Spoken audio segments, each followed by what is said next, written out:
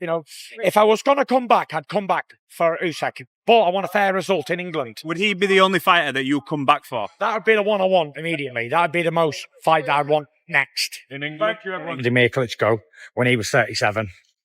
Boxing's young man's game and he waits for nobody. So here's the opinion. You've heard it here first. Moses Itauma will wreck all them. The great man, the great fight. I think Itauma, it's future for boxing. I like this guy. He says he's ready for you now at 20 years old. Yeah. Yeah.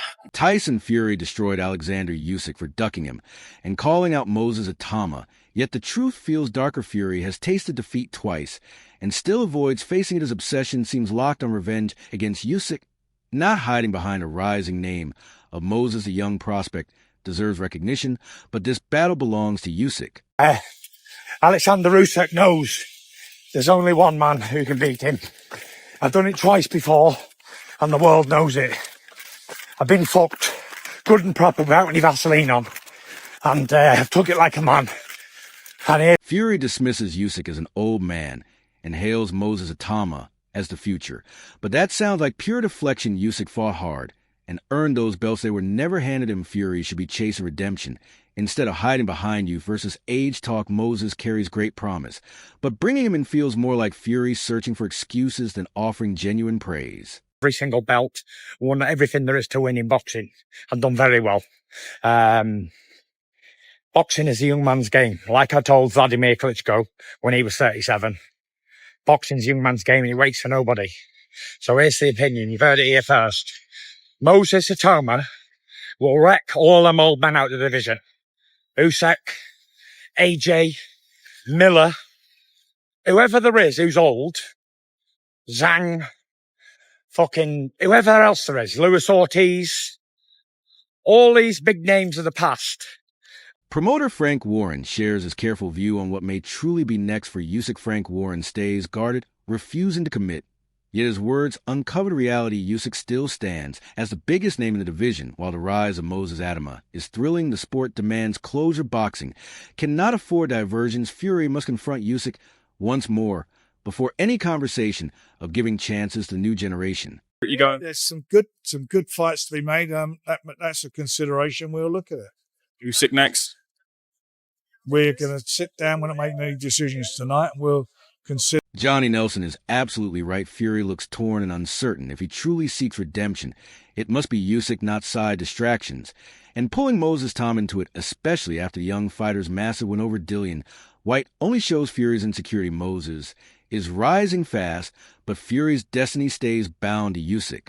I know, I'd been asked before, who wins between us both? I said Anthony. Tyson offended or whatever. And then vice versa. Why would he give a shit what I think? You know, so what he thinks and what he believes. You know, coming through my career, so many people said, you ain't going to do shit. I don't hate on him. I just think, all right. And Eddie Hearn adds fuel by stressing that Fury's window to prove himself is closing quickly. Eddie Hearn makes it clear Fury cannot waste time while the division keeps moving. Usyk's dominance grows stronger. AJ stays firmly in the chase, and Moses has just destroyed Dillian White, showing he deserves to be in the mix. If Fury does not act soon, he risks being left behind by both champions and the rising stars. Guys, what do we think? What do we like? Obviously, you do have to be conscious of a potential fight with Tyson Fury, of course, but we're not going to hang around forever. So, you know, you need to come back with a good win, and that'll be the plan at the end of the year. Sergey Lapin shows respect to Moses Itauma, especially after his stunning win over Dillian White. Yet his honesty cuts deep. Usyk still operates on a higher level. He is correct. Defeating Whitey at such a young age is extraordinary. Confirmed Moses as the hottest prospect in the division. But the leap from Whitey to Usyk is enormous. Fury knows this truth as well, and that is why he shamelessly throws Moses into the discussion to hide from his own failures rather than chasing his trilogy with. Usyk Fury conveniently deflects, almost pushing Moses into the spotlight, as if to say, let the kid handle him. But Usyk's camp is not deceived. They understand timing development and danger. Moses will earn his chance one day, but for now it is Fury's duty to face Usyk again. That is the fight the world demands. The last fight, Itauma, is good fight.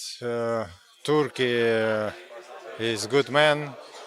this organizate more big fighter, more big event, and we see what we do, what next step, and we see what proposition with about Turkey. Adam Smith voices what many fans already feel Fury should have accepted reality. Yes, he fought bravely. Yes, he tested Usyk in moments.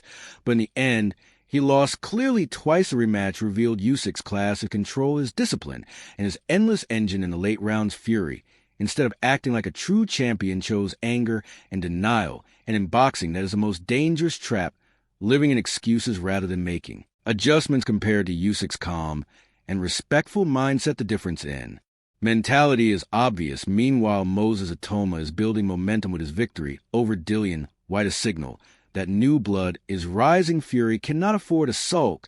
It is not focused on Usyk. He risks being left behind by both Usyk's greatness and Moses' rise. Everything into every punch that he throws against Usyk and hope that these shots start getting through and he can maybe cause the referee to stop Usyk. Absolutely. Well, that's only 3 weeks away. We cannot wait for it. You are making me excited about it. I feel on tenterhooks for this contest. We're going to talk Saul Canelo. And Duke McKenzie adds more weight by pointing out how good Moses truly is. Duke McKenzie finds a balance. Moses Itauma is the future. But Usyk still rules the present. The youngsters win over Dillian White was more than just a result. It was a statement that he already belongs in world conversations. Give him 4 or 5 more fights, and McKenzie is correct. He will be a wrecking ball, but the crucial truth remains: nobody beats Usyk right now. Fury knows this deep down, and that is why his talk sounds empty. He is desperate to push Moses into danger early because it hides his own duty to face Usyk. Moses deserves growth and proper timing, not being rushed for someone else's excuse. The sport demands Fury versus Usyk first, and when Moses finally steps up, it should be on his terms, not on Fury's distractions. If he has the more experience on his side, Itauma, That's it. Absolutely. another 4 or 5 fights down the line, then you're looking at an absolute wrecking ball. Then he would beat everybody put in front of him. They said but nobody's going to. Yeah, They nobody's said going to. Saturday who's going to give him rounds. That's what he was saying. He wanted them out. Nobody beats Usyk right now. Duke McKenzie goes straight at Fury, calling him delusional. And he is right. The judges, the fans, the replays all showed Usyk winning not once, but twice. Yet Fury still clings to the fantasy of being robbed. That mindset reeks of denial and damages his legacy more than the defeats themselves. Champions are remembered not only for victories, but for how they handle losses. Usyk accepted setbacks in his career, rebuilt, and returned. Stronger. Fury instead sulks and blames others. This only fuels the belief that he is ducking the truth, ducking Usyk, and hiding behind excuses like calling out Moses Itauma. Moses, fresh off dismantling White, does not need to carry Fury's baggage. The trilogy remains Fury's fight if he dares to face reality. The fact that he's still bellyaching about it is the fact that he's still trying to convince himself that he won, which he clearly didn't. Really, that shows a lot of delusion on his part. I mean, listen, when you lose in a fight, never mind a world title fight, when you lose in a fight, full stop, the best thing to do is to dry your tears. And that reality is echoed once more when Dave Coldwell speaks on Moses against Usyk. Dave Coldwell gives a fair balance. Moses Itauma has the drive, the confidence, and the belief to challenge anyone, even Usyk, and his destruction of Dillian White proves he is far from ordinary. But belief and talent must align with timing. Usyk may be getting older, yet he is still a unique master technician with experience no youngster can copy. Overnight, Coldwell's caution makes sense. Moses will arrive, but stepping in too soon could damage his path. Meanwhile, Fury pushing Moses toward Usyk feels selfish. It is Fury's duty to finish his trilogy, not Moses' task to fight from. The message stays clear. Usyk is still number one. Moses is the future, and Fury sits trapped in denial as both men shape the heavyweight story without him. He's a fighter. He's a winner.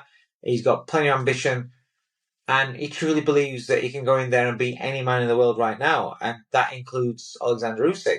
Do I personally think it's too soon? Yes, I do. Usyk's he's a different breed. He's a different fighter. Yes, he's getting older. Deontay Wilder offers a careful perspective on Usyk's abilities in the state of the heavyweight division.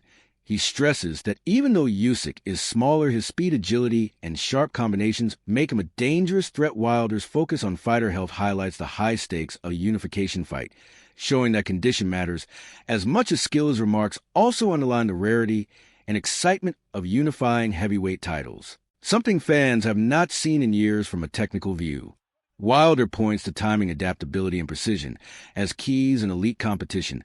Not just raw power, his cautious optimism builds anticipation, suggesting any clash with Usyk could become a memorable tactical battle. Wilder balances respect for rivals with a thrill of possibilities, reminding fans that boxing is both an athletic test and a strategic chess game. Usyk seems smaller, but he seems quicker and faster. You know, he throws good combinations as well. I don't know as far as who wins. I always say, man, may the best man win. Well, hopefully those guys get in the ring healthy and they get out of the ring healthy and get the world a great fight. It's good to see unification in the heavyweight division. You know, that hasn't happened in a long time. Garrett Davies highlights a critical factor often missed in fan debates. Timing. Moses Itauma is nearing 40, which means his prime years for major fights like one with Usyk are limited. Davies also points to the financial side of boxing, showing that big offers can shape matchups, even at the cost of risking legacy. This adds realism to the discussion. Elite fighters must balance age, opportunity, and earnings against how their careers will be. Remember, Davies frames the story around strategy beyond the ring, proving that success in boxing demands both athletic skill and careful planning. Fans are reminded that fights are more than styles, timing, and career management can decide everything. By stressing the ticking clock, Davies injects urgency into the heavyweight scene, showing that choices must be made soon. Of marquee fights ought to happen before time runs out. Not sure that Usyk will want to fight Moses if he's 40 already. So maybe the clock is ticking. The clock is clicking. The clock is ticking for Moses to fight Usyk before he's 40. Maybe as well, he won't want to ruin his legacy. But maybe if Turki Al-Sheikh wants to see the fight, put up enough money, maybe he will fight him and maybe the legacy will be ruined. But maybe if he fights him before he's 40, is the risk bigger for it? Johnny Nelson provides a nuanced view into Tyson Fury's negotiation style and mindset. He explains that stepping away from talks for a time does not mean retirement, which is often misunderstood by fans and media. Nelson shows the mental and strategic demands of elite boxing, controlling the story, choosing the right moment to engage, and using negotiations to maximize career results. Fury's actions reflect calculated risk management, knowing when to pause, when to return, and how to secure the best chances without hurting his legacy. Analysts see this as a key skill for long-term success at the top level, blending tactical thinking with self-awareness and resilience. Nelson also points out that public perception often misses the deeper strategies, where moves behind the scenes can be as decisive as fights in the ring. This insight reinforces that career management is as vital to boxing as fight preparation itself. Tyson Fury shouting about I want the fight with the rematch with Usyk. I get that. I'm feeling. But when you've lost to someone and you're talking about I'm going to fight somebody else, but I really beat him, that's bullshit. That's bullshit. You know, if you think you beat the guy that beat you in your last fight, he's the man you're chasing. The heavyweight division stands at a pivotal point with Usyk, Fury, and rising names like Moses shaping the next era of boxing history. Timing, strategy, and legacy matter as much as speed, power, and technique, turning every possible matchup into a high-stakes spectacle. Fans must watch closely as negotiations develop and the clock runs on prime years, because the next unification or blockbuster fight could define legacies for an entire generation. Subscribe now and turn on notifications to catch every twist, breakdown, and exclusive insight in the heavyweight world. You will not want to miss a single moment of the action.